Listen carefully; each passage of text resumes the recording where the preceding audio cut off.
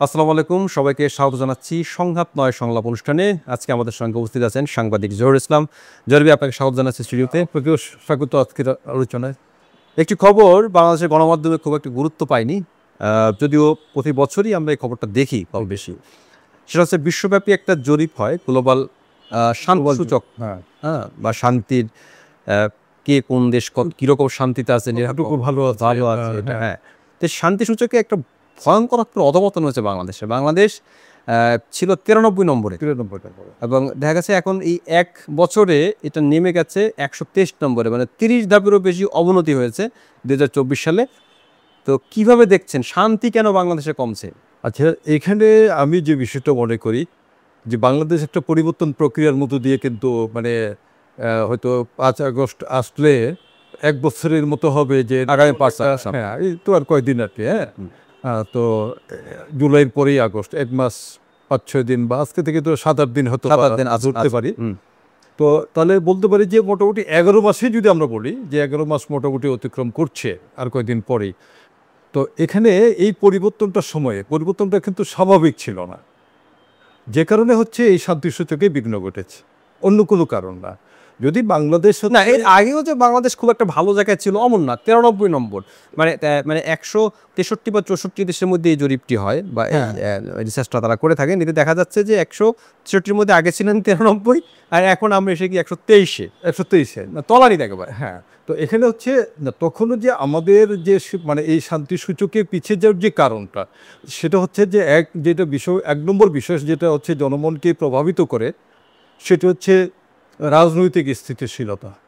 তো আপনি যদি মনে করেন যে দেখেন আমাদের রাজনৈতিক চিত্রটার দিকে, রাজনীতি অবশ্যই কিন্তু সামাজিক চিত্রকে প্রভাবিত করে, এটা কোনো সন্দেহ নেই, নিঃসন্দেহে। আবার অনেক সময় যদি সমাজ কাঠামোটা অনেক বেশি গভীর স্থিতিশীল এবং একটি মেধা নির্ভর হয়, যুক্তি নির্ভর হয়, সেটাও কিন্তু আবার রাজনীতিকে নিয়ন্ত্রণ করতে পারে, সে সমাজেও রাজনীতিকে নিয়ন্ত্রণ করতে পারে। তখন মানে সমাজ যদি স্থিতিশীল হয় এবং এটা ধীর স্থির সমাজ ব্যবস্থা হয়, তখন রাজনৈতিক সংস্কৃতিটা চাইলেও কিন্তু খুব বেশি একটা বিশৃঙ্খলার মধ্য দিয়ে যেতে পারে না। মানে আমাদের এখানে কিন্তু ওই ধরনের কিন্তু সমাজটা গড়ে ওঠে নাই এখনো। আমরা একটা পরিবর্তনের মধ্য দিয়ে যাচ্ছি, যদিও আমরা বলি যে আমাদের স্বাধীনতার দীর্ঘ সময় আমরা অতিক্রম করে এসেছি, কিন্তু আসলে একটা সমাজ বিনির্মাণের জন্য যে যত্নটা দরকার ছিল, যে রাষ্ট্রীয় পরিকল্পনাটা ছিল, 71-এর পরপরই আমাদের এই সুযোগটি ছিল কেন আমরা আজকে এই কথাটা বলছি এই কারণে যে শিক্ষাক্ষেত্রে মূলত, অর্থাৎ জাতির একটু যদি আপনি গভীরভাবে লক্ষ্য করেন, গত বছর যে আন্দোলনটি হলো সেটা হলো বৈষম্য বিরোধী আন্দোলন। এটা পরবর্তীতে কোটা থেকে বৈষম্য বিরোধী আন্দোলন একটা কিন্তু শব্দের উত্তরণ হলো। প্রথমে ছিল কোটা বিরোধী আন্দোলন, পরবর্তীতে আসলো বৈষম্য বিরোধী আন্দোলন। তো আমরা যদি এইখানে বলি যে আসলে জাতির মেধাগত বৈষম্য, যেটা এটা চাকরি বাকরির ক্ষেত্রে আমরা বৈষম্য বলছি, অর্থনীতির, কিন্তু মেধাগত বৈষম্য যদি বলি, এটা নিরসনের জন্য কিন্তু ওইভাবে আমাদের তেমন কোনো, যদিও শিক্ষা বেড়েছে কিন্তু তেমন উদ্যোগ ছিল না। নেই বলে কি হয়েছে, আমাদের সমাজ কাঠামোতে আমরা যে মানুষরা অবস্থান করছি তাদের কিন্তু শ্রেণীগত অবস্থানটা খুব বেশি ভেরিয়েশন করে, মানে একেবারে কাছাকাছি না। যেমন আমি এক জায়গা থেকে কথা বলছি, আমার উপরে আরও অনেকজন অনেক উপর জায়গা থেকে কিন্তু কথা বলছেন, আবার আমার নিচেও দু একজন হয়তো আছেন, খুব বেশি না সংখ্যাটা। তো এই যে জায়গাটা, বৈষম্যটা, মেধা ভিত্তিক যে বৈষম্য, চিন্তার যে পার্থক্যগুলো, সেগুলো কিন্তু সমাজকে স্থিতিশীল রাখেনি। অনেকের কিন্তু বুদ্ধিবৃত্তিক চিন্তার যে জায়গা, ও তো ভাবছে সবাই সবার মতো করে ভাবে, কিন্তু একটা গভীর যে চিন্তা, রাষ্ট্রীয় যে চিন্তা, সামাজিক স্থিতিশীলতার যে চিন্তা, অর্থাৎ মানুষের মনে প্রশান্তির জায়গাটা আসবে কি জায়গাতে, কোন জায়গাটি থেকে, এই কাজগুলো কিন্তু ওইভাবে এগিয়ে আসেনি। মানে কি, আমরা শিক্ষার জায়গাটিতে যে মনস্তত্ত্ব, যে উত্তরণের যে জায়গাটি, সেটা আমরা ওইভাবে করতে পারিনি। তো যে কারণেই কিন্তু ধরেন এটা এক এক বিষয়ে কিন্তু এক এক দিন অনেক বেশি আলোচনা করেন, যে এটা হচ্ছে মূলত শিক্ষার যে জায়গাটি, এটিতে আমরা কিন্তু অনেক এটা বিস্তৃতি বেড়েছে, শিক্ষার বিস্তৃতি বেড়েছে কিন্তু গভীরতা বাড়েনি, শিক্ষার বিস্তৃতি বেড়েছে, গভীরতা বাড়েনি। তো এই জায়গাটায় কিন্তু সরকারের অবশ্যই কাজ করার দরকার, এবং শুধু সরকার না, এটা হচ্ছে বিভিন্ন মাধ্যমও কিন্তু এখানে আমরা সমাজের যে জায়গাগুলো আছে, অনেক ভালো প্রতিষ্ঠান। আপনি বলছিলেন শিক্ষার কথা, বাংলাদেশের শিক্ষা নিয়ে সবসময় কিন্তু একটা আমাদের মানে প্রত্যাশার জায়গায় আমরা যেতে পারি না। বিশেষ করে বিশ্বের যে র্যাঙ্কিংগুলো হয় আমাদের দেশে ইউনিভার্সিটিগুলো কিন্তু একেবারে তলানিতে। এমনকি ভারত পাকিস্তানের অনেক বিশ্ববিদ্যালয় কিন্তু আন্তর্জাতিক মানের কাছাকাছি তারা যেতে পেরেছে, আমরা সেই জায়গায় যেতে পারিনি। এর সঙ্গে একটা জিনিস বলবো, ক্ষমতায় যারা থাকেন, মন্ত্রী বলেন, আমলা বলেন, বা যারাই যে সময় যারা ক্ষমতায় থাকেন, তাদের সন্তান সন্ততি কিন্তু দেশে তারা পড়াশোনা করেন না, তারা বিদেশে পাঠিয়ে দেন। দেশের শিক্ষা ব্যবস্থাকে তারা কেন উন্নত করবেন? তারা তো চাচ্ছেন বিদেশে। না, এটি কিন্তু হচ্ছে আসলে এই যে মন্ত্রী আপনি যেটা বললেন, অর্থাৎ সরকার যদি বলে, মন্ত্রী এককভাবে না বলে সরকারের যারা একটা বডি তৈরি হয়, এইটাই আমরা বলতে চাই যে এই জায়গাতেই যে সরকার, তারা কিন্তু জনগণের ভোটেও কখনো কখনো নির্বাচিত হয়েছে, কখনো নানা আলোচনায়, বেশিরভাগ সময় বিনা নির্বাচনেই এরা আসলে না নির্বাচন হয়েছে। নির্বাচনের এর আগে কিন্তু এই তত্ত্বাবধায়ক সরকারগুলো আর এই সরকার ছাড়া, নির্বাচন ছাড়া কিন্তু আর সরকার হয় নাই। তত্ত্বাবধায়ক মানে 4টা নির্বাচনই সবচেয়ে ভালো হয়েছে। মুজিবনগর সরকার ছিল, সেটাও একটা প্রেক্ষাপটে, এইটাও এবার কিন্তু আমরা বলতে পারি তাহলে ওইটা একটা প্রেক্ষাপটে। হ্যাঁ, তো এখন ওই যে মানে মন্ত্রীরা তার ছেলেমেয়েদেরকে বাইরে পাঠান বা সম্ভ্রান্ত মানুষেরা বাইরে পড়াশোনা করান, এটার যে কারণটা হচ্ছে যে তারা সেই সুযোগটা নিচ্ছে না। একটা উন্নত সমাজের যে আকাঙ্ক্ষা, সবাই তারাই তো আবার দেশের পলিসি নির্ধারণ করছেন। আমি তারাই তো সরকারে আছেন, তারাই তো দেশের মানে শিক্ষা প্রতিষ্ঠান কীভাবে চলবে না চলবে নির্ধারণ করছেন। দেখা যাবে যে শিক্ষা সচিব তিনি হয়তো একটা গুরুত্বপূর্ণ রোল প্লে করছেন, শিক্ষামন্ত্রী রোল প্লে করছেন, কিন্তু দেখা যায় শিক্ষামন্ত্রীর 2 সন্তান তারা কানাডায় পড়ছেন বা আমেরিকায় পড়ছেন, শিক্ষা সচিবের সন্তান হয়তো বিদেশে পড়ছেন। এরকমটি এখন এখানে তো এক ধরনের মানে দেশের প্রতি দায়বদ্ধতার বিষয় আছে, সেইটা এখানে কাজ করে কিনা, যে আমার সন্তান তো বিদেশি পড়ছে, আমি কেন দেশের শিক্ষা ব্যবস্থাকে ঠিক করব, এটা হতে পারে কিনা? না, সেটা ওইভাবে না। বিষয়টা হচ্ছে যে দেশের শিক্ষা ব্যবস্থা পরিবর্তনের জন্য যে অঙ্গীকারগুলো দরকার, এই অঙ্গীকারের অবশ্যই ঘাটতি আছে, চিন্তার গবেষণার ঘাটতি আছে। আর হচ্ছে যে পরিবর্তনগুলো, শিক্ষা ব্যবস্থা আমরা চাই খুব দ্রুত পরিবর্তন করতে, এই এক কাঠামো থেকে আরেক কাঠামো। আমরা সেই জায়গাটাই বলছি যে শিক্ষার যে গভীরতাটা, যে নতুন সংযুক্তি আসতেই পারে, কিন্তু পরিবর্তনটা হচ্ছে একেবারে আমূল পরিবর্তন। এই আমূল পরিবর্তন করতে গিয়েই কিন্তু সংকটটা তৈরি হচ্ছে। অর্থাৎ পরিবর্তনটা ধীরে ধীরে হওয়া উচিত। বেসিক যে জায়গাটি একজন শিক্ষার্থীর, সেটাকে কিন্তু সে বিজ্ঞান শিখবে, সে অঙ্ক শিখবে, হ্যাঁ, এই জায়গাগুলো কিন্তু গভীরভাবেই শিখবে। এই জায়গাটিকে তখন কি করা হয়, একেবারে হালকাভাবে নেওয়া। এটাই কিন্তু আমাদের শিক্ষার হচ্ছে মানে যে আমরা যে খুব ভালোভাবে গভীরভাবে চিন্তা করে কোনো জায়গাটাতে যাই না, কাজটা করি না, সেটি তার উদাহরণ। তো এটি উদাহরণটা এই কারণে যে এর আগে যখন আমাদের বছর 2 আগে যখন যে বিভাগগুলো করে বন্ধ করে একটা বিভাগেই সবাই পড়াশোনা করে পরবর্তীতে বেছে নেবেন, কিন্তু ওই পদ্ধতিটাতে করতে গিয়ে যেটি হলো, শিক্ষার্থীরা অন্যান্য কিছু কাজ শিখলো, কিন্তু এই অঙ্কে, গণিতে বা যে থিওরিটিক্যাল যে জায়গাগুলো ছিল, এগুলোতে কিন্তু তারা একেবারে পিছিয়ে পড়বে। মানে হ্যাঁ, পিছিয়ে পড়ার কারণে এখন নতুন যখন আরেকটা কাঠামো আসলো, তখন কিন্তু এইটাতে তাদেরকে কিন্তু মনোযোগ দিতে কিন্তু তাদের সমস্যা হচ্ছে। মানে শিক্ষার যে পলিসি বা কাঠামো, পরিস্থিতি সংকটটা আছে, যে কারণে হচ্ছে। আর উচ্চ পর্যায়ে যেগুলো আছে বিশ্ববিদ্যালয় পর্যায়ে, সেগুলোতে যে একেবারে মানসম্পন্ন শিক্ষা হচ্ছে না তা না। একাডেমিক শিক্ষাগুলো সেই জায়গাতে ঠিকই আছে, কিন্তু একটা জায়গায় হয়তো ভালোভাবে কাজটা করা যেতে পারে, সেটা হচ্ছে গবেষণার ক্ষেত্রটা। একদম গবেষণা বলতে আসলে নাই, গবেষণার জায়গাটাতে আমরা কাজ করতে পারি। এইটাতে যদি আমরা গভীরভাবে মনোযোগ সংযোগ দিতে পারি, তাহলে ওই যে আমরা বললাম যে টেকসই যে জায়গাটা, এটা বিনির্মাণটা। কিন্তু এখন এই যে গবেষণার কথা বললেন, আমাদের যে শান্তি নেই, আমরা তো আসলে এটা বোঝার জন্য তো বিশেষজ্ঞ হওয়ার প্রয়োজন পড়ে না। পত্রপত্রিকা খুললেই আমরা দেখি মারামারি, হানাহানি, সংঘাত, গ্রামে গঞ্জে ভাইয়ে ভাইয়ের সংঘাত, পারিবারিক পর্যায়ে সংঘাত, প্রতিবেশীর সঙ্গে সংঘাত, স্থানীয় নেতাদের মধ্যে সংঘাত, চারিদিকে তো সংঘাত আমরা দেখছি, শান্তি তো নেই। তো শান্তি কেন নেই এটা নিয়েও তো একটা গবেষণা করার প্রয়োজন রয়েছে, যে আমাদের শান্তি কেন কমছে, আসলে শান্তি যে নেই এই বিষয়ে কেন নেই, আমাদের সেখানে আমরা যে সুযোগটা পিছিয়ে গেলাম, তারপরে সরকার মানে আগে থেকে খারাপ ছিলাম, এখন খারাপ তর, মানে এর থেকে আরো একটু পিছালো, মানে এমনকি যে জায়গাটা থেকে উত্তরণের প্রত্যাশা থাকে, হ্যাঁ, যে আমরা সামনে আগানো, থেকে আমরা হচ্ছে একটু শান্তির দিকে আরো একটু অগ্রসর হবো।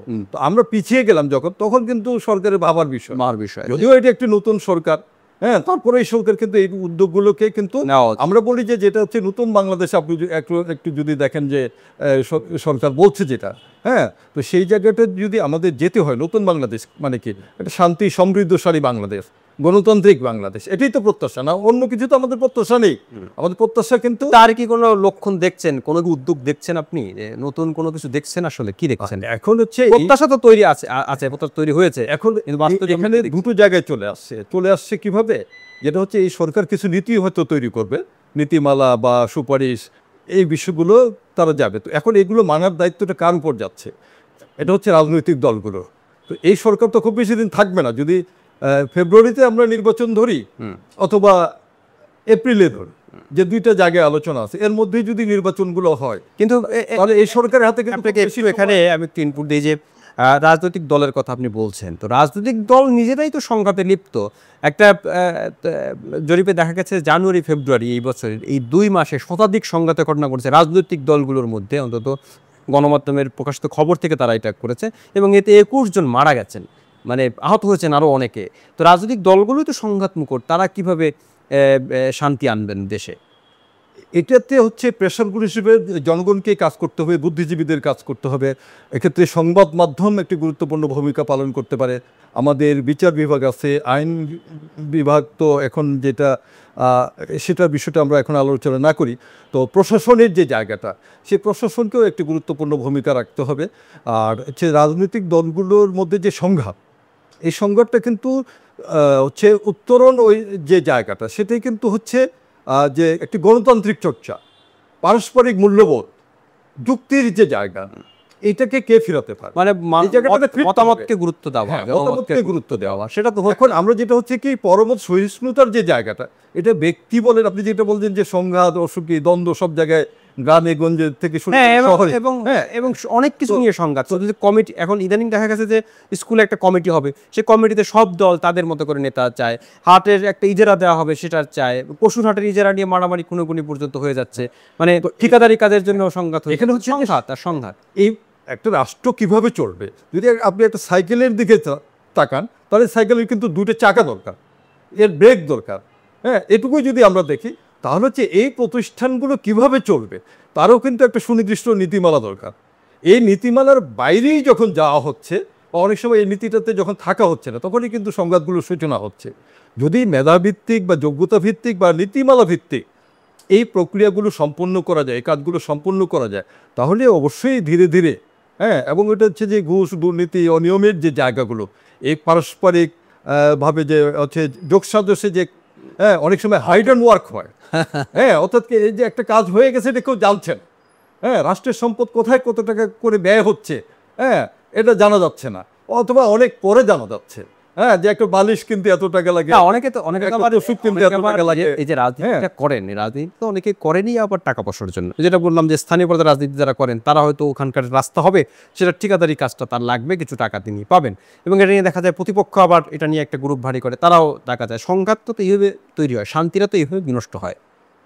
রাজনীতি হয়তো অর্থ ইনকামের একটি প্রক্রিয়া, আমরা বলি এটাকে কখনোই, মানে যারা হচ্ছে বক্তব্য দেবেন, হ্যাঁ, তো এটা কখনোই বলবেন না যে রাজনীতি অর্থ আয়ের জায়গা, এটা কেউই কখনোই বলবেন না। কিন্তু রাজনীতির সাথে সংশ্লিষ্ট ব্যক্তিরা হয়তো সেই প্রক্রিয়াগুলোর সাথে, যেহেতু ক্ষমতার কাছাকাছি থাকে, কাজে ওই প্রক্রিয়াগুলোর সাথে জড়িয়ে যায়। আমরা সেই জায়গাটাতেই বলছি যে হয়তো হ্যাঁ, যে এই কাজগুলো তো করবেই, কিন্তু সেটা হচ্ছে যে একটা নিয়মতান্ত্রিক প্রক্রিয়ার মধ্যে দিয়েই করতে হবে।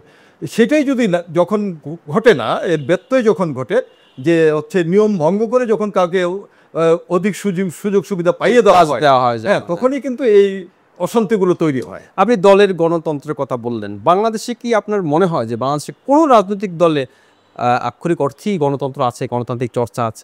না, এই মুহূর্তে তো আসলে গণতান্ত্রিক চর্চার যে জায়গাটা অনেকগুলো বড় রাজনৈতিক দলগুলোতে ওইভাবে ছিল, যে কাউন্সিল হয় কিন্তু নীতি নির্ধারণী আগেই জায়গায় ঠিক আছে আপনি করে ফেলবেন, হ্যাঁ, এটা কিন্তু হয়। তো আগে কিন্তু এই রাজনৈতিক দলগুলোতে রাজনৈতিক নেতাদের দরকার, সৎ সাহসী দেশপ্রেমিক নেতা দরকার, এক্ষেত্রে এর কোনো বিকল্প নেই। যেমন আমি যদি বলি যে দুটো বড় দল এখানে ছিল আগে, হ্যাঁ, এখনও আছে তারা, সেগুলো আওয়ামী লীগ বা বিএনপির কথা যদি বলি, এই দল অতীতের কথা, এখনকার কথা আমি আর আলোচনা করছি না।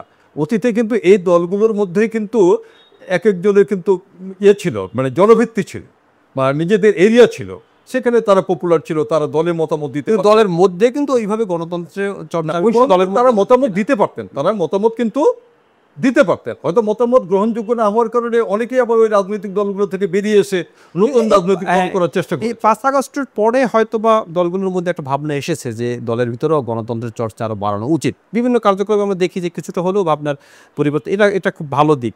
দলের ভিতরে গণতন্ত্র ছাড়া তো দেশেও গণতন্ত্র আমরা সেভাবে প্রত্যাশা করতে হ্যাঁ, গণতন্ত্রের যে আলোচনাটা, সেই আলোচনাটা এখন আছে যে সবাই বলছে যে আপনি যদি দেখেন যে হচ্ছে সাবেক যে সিইসি ছিলেন, উনিও বললেন যে আসলে কাঠামোর পরিবর্তন করতে হবে, গ্রেপ্তার হয়ে পরিবর্তন করতে হবে, যে তাহলে হচ্ছে নির্বাচনের যে প্রক্রিয়াটা, সুষ্ঠু নির্বাচনের জায়গাটা, তাহলে সেই জায়গাটা হয়তো দেশ যেতে পারবে।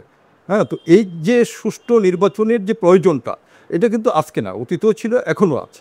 তো এই জায়গাটা আমরা কতটুকু যেতে পারব বা কতটুকু হচ্ছে সার্বজনীন নির্বাচন হবে, সেটি সরকারের উপর নির্ভর করবে আপনি এবং জনগণের উপরও খানিকটা কিন্তু নির্ভর করবে। তা তো বটেই। আপনি যে ভোটটা হবে, এই ভোটটা কিন্তু আমাদের দেখার প্রয়োজন আছে।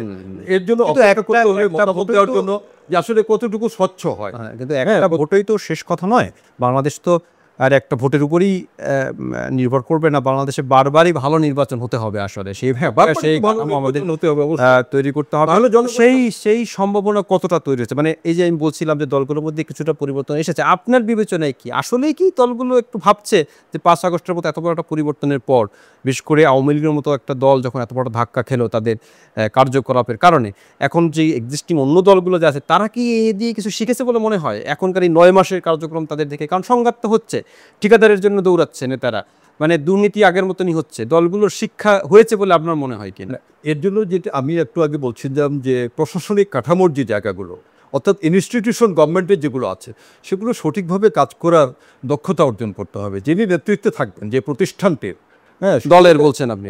দলের না, শুধু দল সরকার না, দলের কথা বলছি না এক্ষেত্রে। এখানে আমি বলছি প্রশাসনিক, যেমন হচ্ছে যে নির্বাচন কমিশনের কথা বলছি, আইন শৃঙ্খলা বাহিনীগুলোর কথা বলছি, যে তাদের দায়িত্ব কিন্তু হচ্ছে সরকারকে সঠিক নির্বাচনটা করতে দাও, কাউকে কিন্তু ফেভার করা না এবং সরকারকেও ফেভার করা না। কিন্তু না, কোথাও কিন্তু নাই, কোথাও কিন্তু আপনি দেখবেন যে আমাদের রাষ্ট্রীয় নির্বাচনী কাঠামোর নীতিমালায় সরকারি দলকে ফেভার করতে হবে এ কথাটা কি কোথাও বলা আছে? না, কিন্তু সবাই তো যেমন অনেক সময় ধরেই নেয় যে কে ক্ষমতায় আসবে, তার দিকে আগেই আমি ঝুঁকে গেলাম, তাহলে আমি আবার হয়তো এখানে তো সংকটটা কিন্তু কাজ করে। না, সংকটটা কিন্তু এখানে, ক্ষমতার পিছনে থাকে না, সংকটটা কিন্তু এখানে।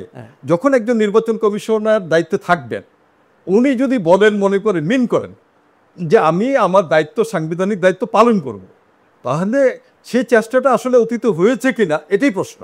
চেষ্টাই করা হয় না আসলে। হ্যাঁ, আমি মনে করি, আমার ব্যক্তিগত অনুভূতি হলো বা মতামত হলো, সেই চেষ্টাটা কিন্তু সাহস করে কেউ করেননি যে না আমি দেখি তো এবার, আগে তো এরকম হয়েছে। এই যে দুই প্রধান নির্বাচন কমিশন গ্রেপ্তার হলেন, তারা কিন্তু এখন সাফাই করার চেষ্টা করছেন যে আমাদের তো কিছু করার ছিল না, কিন্তু আসলে কি তাদের কিছু করার ছিল না? তাদের অবশ্যই তো দায়িত্ব, সাংবিধানিক দায়িত্ব তো, এটা তো খুব কঠিন দায়িত্ব, মানে আরো দায়িত্ব পালন না করতে পারার কারণে জাতিই কিন্তু সংকটে। হ্যাঁ, এবং এটা কিন্তু তাদের ব্যর্থতা, এটা অস্বীকার করার সুযোগ নেই। এবং এটা হচ্ছে কি, এটাতে তারা জাজমেন্ট পাওয়ার জন্য, মানে তারা যে ঠিক আছেন, তারা যে ভুল করেননি বা পরিস্থিতির শিকার, এটা বলার জন্য অতীতের উদাহরণগুলো হলো যে একটা দেশের প্রধান নির্বাচন কমিশনার, প্রধান নির্বাচন সাংবিধানিক একটা পদের একটা গুরুত্বপূর্ণ ব্যক্তি, তাকে বিচারের মুখোমুখি হতে হচ্ছে ভুয়া নির্বাচনের জন্য। মানে এ তো বাংলাদেশের ইতিহাস তো বটে, বিশ্বের ইতিহাসেই তো এই ঘটনা বিরল। কিভাবে মূল্যায়ন করবেন এই জিনিসটা? এটা হচ্ছে কি একটা স্বচ্ছতার জায়গা, যার যে দায়িত্বটা তিনি পালন করতে পেরেছিলেন কিনা, সেটাই। সেটার মূল্যায়ন অবশ্যই হতে পারে। সেটার মূল্যায়ন আমাদের বিচার ব্যবস্থার মধ্য দিয়েও হতে পারে। এটা তো মানে এটি বিচার ব্যবস্থায় যাওয়া মানে হচ্ছে যে আমরা আগের অনেকগুলো স্টেপ আমরা ব্যবহার করে নেই কেন?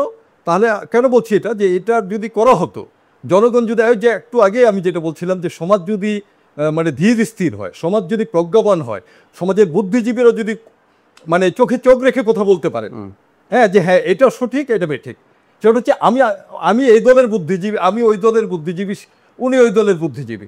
আবার সমাজে আরও বুদ্ধিজীবী, মানে দলের বাইরেও হয়তো কিছু আমরা বলি যে নিরপেক্ষ বুদ্ধিজীবী, যে উনি নিরপেক্ষভাবে বলেন। আমার কথা হলো যে দলেরই বুদ্ধিজীবী হন না কেন, সাদা তো সাদাই থাকবে, সেটাই, কালো তো কালোই থাকবে। এই জায়গাটা যখন ডিফারেন্স হয়ে যায়, আমার কাছে যখন আপনার কাছে দেখা গেল একটা কাগজ, একটাই কাগজ, আমি এর কাগজ ধরেন যে নীল, তো আপনি বলছেন এই কাগজটা সাদা আর আমি বলছি যে এই কাগজটা কালো, তাহলে মতামতটা কিন্তু যদি এরকম হতো যে আমরা তিনজনই বলছি যে এই কাগজটা আসলেই নীল, সেটাই। এখন এই নীল কাগজের মধ্যে ভাগ বাটোয়ারা কার কতটুকু, সেটা যদি জনগণ যদি নির্ধারণ করে দিতে পারে, হ্যাঁ, তো এইটা হচ্ছে সেই জায়গাটা তখনই সম্ভব যখনই হচ্ছে আমরা যে জায়গাগুলোতে আছি সেই জায়গা যদি সঠিকভাবে নিজের দায়িত্বটা পালন করি, এবং আমি দায়িত্ব পালন করেছিলাম সেটা জনগণ যদি মনে করতো, মানে আই কিন্তু অনেকগুলো বিচার না, জনগণ তো মনে করছে না, কারণ মনে করছে না বিধায় তো জনগণ গিয়ে আবার হামলা করছে, জুতার মালা পরিয়ে দিচ্ছে, বা জনগণ এগুলো আইনের ব্যতয়, আমরা এগুলো সমর্থন করি না। কিন্তু জনগণকে বোঝাবেন কিভাবে আপনি? জনগণ তো দেখেছে তাদের ভূমিকা, তারা যে নির্বাচন করেছেন, ভুয়া নির্বাচন করেছেন, সেটা তো জনগণ সাফার করেছেন। প্রতিবাদের যে জায়গাটা সেটা হচ্ছে, আমরা যদি বলি যে মব প্রক্রিয়াটাও কিন্তু আসলে আমরা এটাকেও কিন্তু অ্যালাউ করতে চাই না, কিন্তু মানে প্রোটেস্ট, মতামত জানানো, মতামত একই জিনিস কিন্তু একটা রাজনৈতিক কাঠামোর মধ্য দিয়ে, একটা সমাবেশের মধ্য দিয়ে অন্যায় বিচার করে ফেলতে হবে। এই দাবিটা কিন্তু সুন্দরভাবে উঠতে পারতো, যে তাদের মানে যারা এই মানে নির্বাচন প্রক্রিয়াগুলো সুষ্ঠু করতে পারে নাই, অতীতে যারাই আছেন, হ্যাঁ, শুধু এই তিনজন না, আরো যারা তদন্ত, আগের কিছু ভোট নিয়েও যেমন মানুষের কথা আছে, তাহলে সেই বিষয়গুলো কিন্তু আসতে পারে। তো আসলে সেই যে যদি একটা নির্দিষ্ট সমাবেশের মধ্যে, একটা আলোচনা সভার মধ্যে দিয়ে যদি এই বা টিভি টক শোর মধ্য দিয়ে জনগণ যদি মনে করে হ্যাঁ জনগণ এটা, তাহলে ধরেন অন্যান্য অর্গানগুলো কাজ করছে না, জনগণ চায়, তাহলে সেই জনগণের উচিত নির্দিষ্ট একটা জায়গায় গিয়ে ওই দাবি উত্থাপন দাবিগুলো না, হ্যাঁ, ভায়োলেন্স বাদ দিয়ে এই দাবিগুলো যে হ্যাঁ তাকে বিচারের মুখোমুখি করা হোক, তাকে মানে তার বিরুদ্ধে এক রাষ্ট্রীয় সিদ্ধান্ত নেওয়া, সঠিক স্বাভাবিক প্রক্রিয়ায় তাকে, এগুলো হচ্ছে স্বাভাবিক প্রক্রিয়া। কিন্তু যে কোনো কারণে হোক, কি সবকিছু সেটা বলেন যে আমি যদি একদিকে যে কোনো ভাবেই আমি আজকে মবকে এইটার জন্য মবকে যদি সাপোর্ট করি, তাহলে আরেকজনও তো এইটাকে বলবে যে হ্যাঁ আমার ক্ষেত্রেও তো ঠিক। তাহলে আমরা বলতে চাই যে এটা আইন বহির্ভূত যে প্রক্রিয়া, যে কাজ, সেটি থেকে মানুষকে বিরত রাখার জন্য কিন্তু আমি বলছিলাম ওই যে প্রক্রিয়াগুলো, যে রাজনৈতিক প্রতিষ্ঠান তো তারা তাদের দলীয় কর্মীদের নিয়ন্ত্রণ করবে, আবার পাশাপাশি প্রশাসনের যে ভূমিকাটি সেটাও কিন্তু এখন কিন্তু নেওয়ার সময় এসেছে আমরা মনে করি। আর এটা হচ্ছে যে সময় অসময় না, যে কোনো সময়ে যদি প্রশাসন ওইভাবে কার্যকর থাকতে পারে, তখনই কিন্তু আপনার এই সুখ সমৃদ্ধির যে সূচক, সেক্ষেত্রে আমরা ভালোটার দিকে যেতে পারছি। সেটাই জহির ভাই, অনেক ধন্যবাদ আপনাকে। বাংলাদেশ শান্তি ফিরবে এটা আমরা প্রত্যাশা করি। দর্শক, আজ এ পর্যন্তই, সবাই ভালো থাকবেন। জহির ভাই, আপনাকেও অনেক অনেক ধন্যবাদ। আপনাদেরকেও ধন্যবাদ।